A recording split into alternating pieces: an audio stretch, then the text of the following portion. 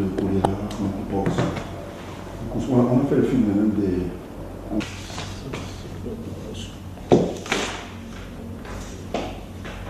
Je suis le docteur Michel Yao, représentant de l'OMS en République centrafricaine. Dans le cas de la santé unique, One Health, il s'agit en fait d'appréhender la santé sur toutes ses formes, sur tout ce qui peut influencer la santé humaine.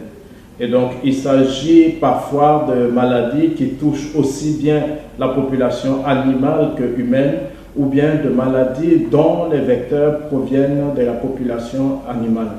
Et dans ce cadre, il y a plusieurs exemples en République centrafricaine. Il y a le cas du monkeypox, où nous avons observé à ce jour, je pense, près de 4 épidémies depuis le début de l'année 2016. Et la plupart des personnes contaminées, en fait, se contaminent à travers les produits de la chasse que constituent les animaux. Donc, pour répondre à cette épidémie, il est évident que nous devons collaborer avec le département qui s'occupe de la santé animale.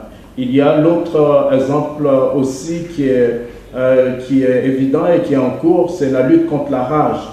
On sait que la population humaine est contaminée par la rage canine.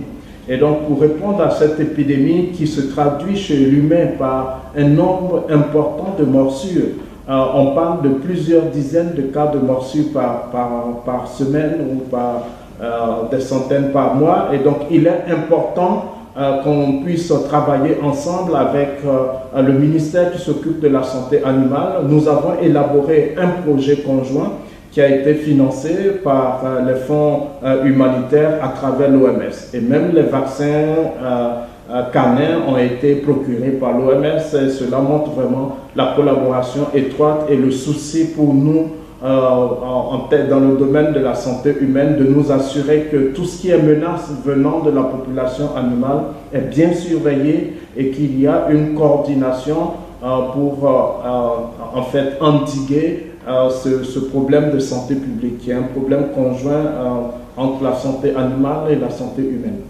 Les éléments qui nous ont poussé à aller vers cette collaboration, c'est que la source du problème n'était pas dans la population humaine.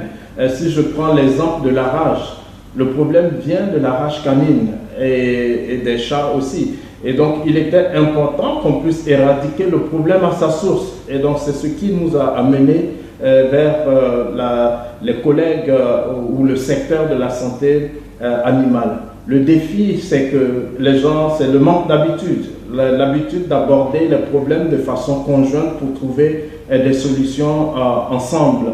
Par exemple, faire la sensibilisation pour la rage canine, cette sensibilisation peut se faire de façon conjointe pour à la fois toucher les populations pour la santé des chiens, mais aussi pour la santé des humains et pour le danger que constitue cette rage. Donc, le défi majeur, c'est en fait le manque d'habitude de travailler ensemble, le manque d'habitude de s'asseoir ensemble, que ce soit du côté des collègues du ministère de la Santé comme des collègues de la santé animale. Comment planifier ensemble, et c'est à cela que nous devons arriver. Et c'est une expérience enrichissante, et c'est une expérience de laquelle nous avons beaucoup appris, tant je pense du côté du ministère en charge de la santé animale que du ministère de la Santé. Et cela montre qu'il faut prendre les problèmes de santé publique en fonction de toutes leurs composantes. Si on prend par exemple le choléra, pour arrêter le choléra, ce n'est pas la santé, c'est un problème d'eau et d'assainissement. Donc il est absolument important que nous travaillions avec le ministère ou les autorités en charge de l'approvisionnement en eau et de l'assainissement. Et donc cela montre que dorénavant, nous devons aider peut-être les secteurs qui sont moins familiers à la surveillance des maladies ou des risques de maladies, à avoir une approche commune et qu'il y ait un mécanisme d'alerte qui parte dans les deux sens.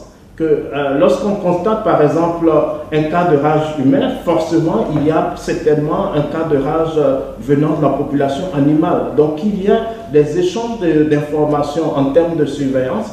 Des morts subites d'animaux dans la forêt peut traduire une épidémie dans la population animale, que ce soit une épidémie de monkeypox ou bien une épidémie de Marburg ou même d'Ebola dans la population animale. Des morts subites doivent alerter les autorités en charge de la santé animale, informer la partie humaine pour que toutes les précautions soient prises.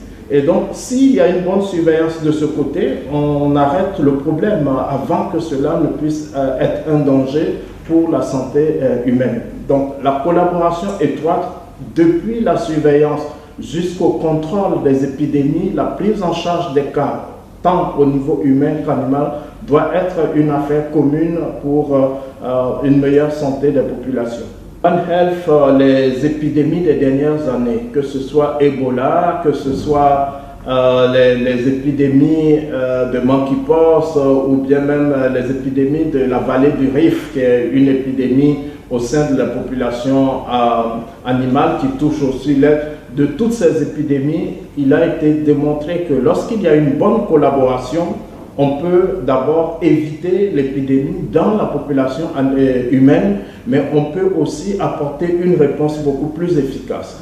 L'exemple par exemple, la fièvre hémorragique de la vallée du Rift.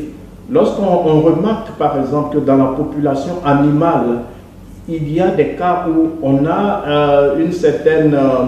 un manque d'immunité, il faut alors faire attention pour les humains parce que ça veut dire qu'une épidémie animale est imminente et cela peut arriver chez l'être humain. Donc vous voyez la nécessité de coordonner pour pouvoir avoir une approche commune. Et de toute façon, je pense que la plupart des facteurs de risque pour l'homme viennent de l'environnement, mais aussi de tout ce qui entoure l'être humain. Et donc, pourquoi ne pas collaborer pour minimiser ces risques avant que la personne ne soit en danger? Donc, il est important que nous travaillions ensemble et que nous puissions avoir cette approche qui est d'ailleurs préconisée dans le cadre des objectifs du développement durable. Réduire les menaces de santé veut dire qu'il faut réduire les menaces au niveau de l'environnement, qu'il faut réduire les menaces surtout qui entraînent la pollution de l'eau ou de l'assainissement, etc. Il faut réduire les menaces dans la population animale, là où on a plusieurs vecteurs de maladies touchant l'homme. Donc il est important qu'on travaille ensemble, je pense que ce sera gagnant-gagnant pour tout le monde. Merci.